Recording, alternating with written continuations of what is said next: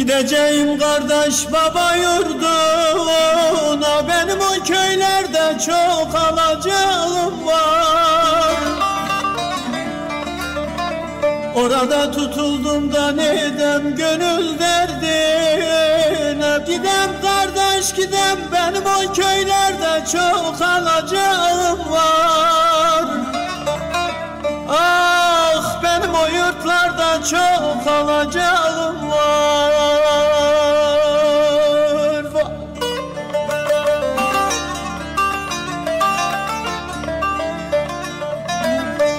Bulanık suydum da deli çağlardım, ayağıma diken batar ağlardım.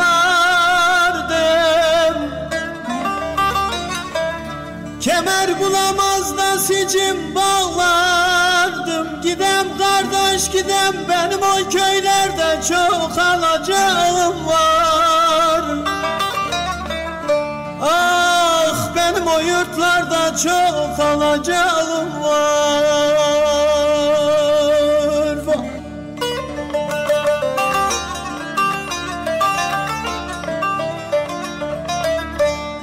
Köyün sığırını da babam yayardı, aldığıyla 7 kardeş doyardı.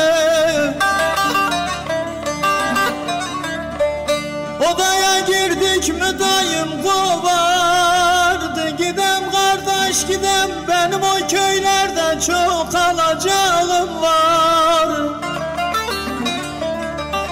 Ah benim o köylerde çok alacağım var.